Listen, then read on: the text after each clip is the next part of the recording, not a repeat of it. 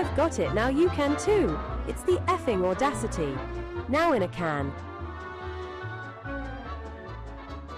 Hello, my name is Renee Maxine Haas, and this is the effing audacity. In this episode, I'm going to be my most vulnerable. In a lot of the podcast episodes, have talked about courage, and in a lot of ways, it's where I had found courage, or I encourage it in moments that I have mastered that feel earned. But in this episode, I'm going to talk about one that I am actively, uncomfortably working through. I told you the beginning of my story, my journey. I was a 13-year-old who decided to become a web developer because I wanted job security and I wanted to have a plan, a vision, a goal, something to work towards. And I had this career that was very fulfilling. I loved. I had big goals and dreams, like buying a house and decorating it to my whims. And I strategically moved for adventure and for alignment. I dated seriously to find love and marriage. I wanted a structured, planned, comfortable life. And then those things didn't come or dissolved. My passion for my career was no longer there. I hadn't bought a house, and the financial realities of that were not looking good. I took off to travel the world for 2 years. It wasn't an escape, but it was a perfectly timed idea in a place when I was in transition. It allowed me the freedom to take my time a little bit more to think through what my next plan was. And that's what I wanted. I wanted, in that time, clarity. I wanted, I guess, a magical aha moment of, yes, this is what we're going to do now. This is the life that we're going to build when we return. It wasn't that I wanted to totally redefine who I was, but I wanted a plan. I wanted a vision, even if it meant starting all over again. I wanted more certainty and more clarity. And at times throughout my travels, that need ebbed and flowed. There were parts where I was fully living in the moment. I was in the flow. I was experiencing things as they came, and I put that need in the back of my mind, comfortable that I had all of this time to figure it out. There were other times where I felt like I was totally surrendered and that things would just come to me. Other times I had deep doubt, deep fear. This was especially true at a midpoint of my travel, and very, very true when the last few months of my travel were coming to an end. This magical aha moment of clarity of, yes, now I know my life purpose. And it took traveling the world to find that none of that came true. It's not that I expected that to happen, but I was certainly hopeful. I really wanted that to be my experience. The travel was an incredible opportunity for personal growth. I am beyond grateful for the experience, but it wasn't a magic, easy button, It did not solve all of my problems. I am still today faced with uncertainty. I don't have clarity on a life vision. I don't have a 5-year plan. I used to, and none of that familiarity, none of my comfort zone of goals and big life visions, they don't exist. And even when I try to make them, it feels less firm than it ever had before. And it's certainly not for lack of trying. I still don't know what I want to do with my life. I don't know exactly what I want my career to be. And I'm not sure that even if I chose something, if I would want it to be forever. I think long are the days where you choose one career and that's it. We had Megan McCaffrey as a guest on the podcast earlier, and she talked about how it's actually quite common and that we don't very often have the same career for the rest of our lives. And it's okay. It's not that you're starting over, it's a transition. I think there was a study that said people on average have multiple, I think it was 6 or 8 jobs in their lifetime. Maybe that's me. I don't know. And I can say for sure, I am currently working on developing the courage to sit within this discomfort. I am the type of person that will seek out psychics. I will look into the astrology of the world and to my own personal birth chart. I will sit in meditation, hoping for clarity, or go for long walks to sort through what it is that I want or need.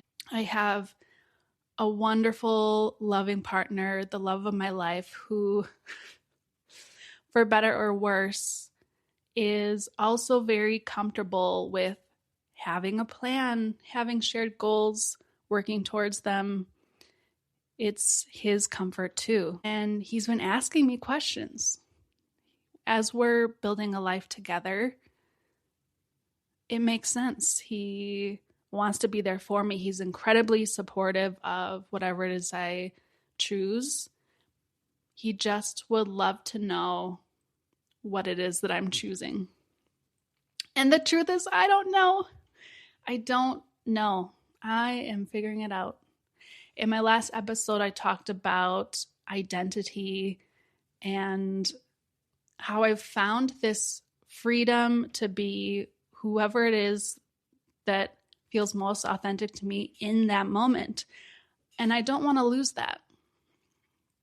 It's absolutely more confusing. It's harder to grasp. It's water. It's not rock. Because I've returned back to the United States, a place that rewards certainty, that rewards steadiness, the masculine energy of doing, achieving, being. It rewards financial success, knowing who you are. It rewards hard work and clarity. Being open and in the flow to not having all of that defined is absolutely challenging. It was a little bit easier when I was traveling because there was no one around that I knew that was asking me to define those things. They weren't asking me, so are you back to work? Or where do you see us in 3 years? But now I'm back here and I'm being asked these questions in earnest, oftentimes by people that I love most, that really care about me deeply. And I don't know. And I'm having to learn to wait instead of forcing clarity, to allow it to come naturally, to make decisions and choices as best I can in the moment. And it's hard. it's really hard. I am very uncomfortable. There is an interesting thing in astrology. It's called evolutionary astrology, where they look at the north node and the south node of your birth chart. The south node is where you came from. It's the gifts and things that come naturally to you in your life. And then there's the north node. It's the sister sign that's sort of like the opposite of your south node, and it's how you're meant to evolve into. For me, I am a Virgo south node and a Pisces north node. Virgo loves a plan. Virgo is hardworking. Virgo likes structure. And sweet little Pisces, the destiny of a North Node and Pisces person is to go with the flow of life, to trust the universe, to allow things rather than the sort of masculine energy of the Virgo of action and making things happen. I am so in a moment of my life moving into my Pisces North Node. And it's very challenging because I just want to be my old Virgo self. This doesn't mean that I can't have goals, that I'm never meant to have plans or visions or hopes or dreams. No, not at all. But in this moment of time, part of my growth in life learning is to be able to sit in the discomfort of the unknown. And I would add that in the context of history now, especially here in the United States, there is a lot of uncertainty.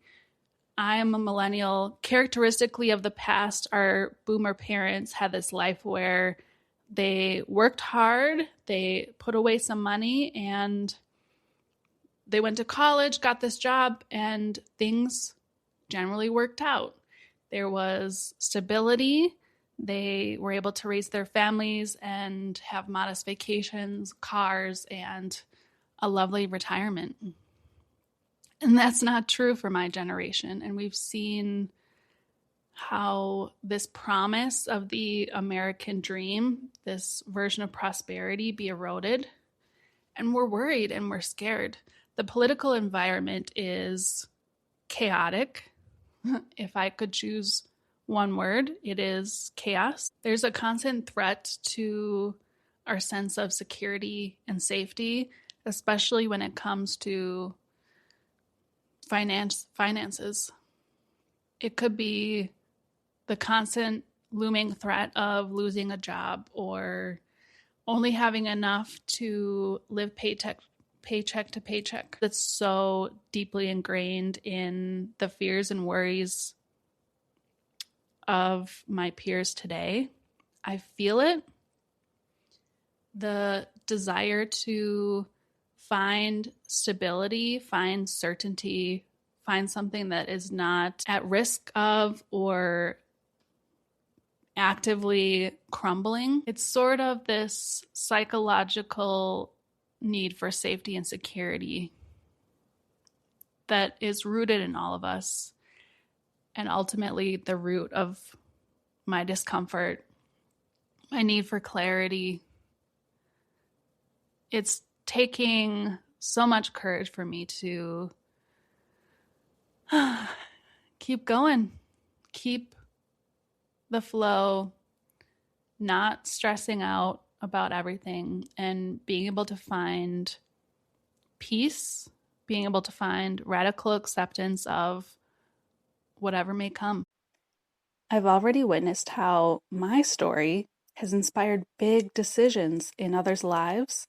And by sharing this podcast, you're helping these messages reach those who are on the cusp of their next soul-driven journey.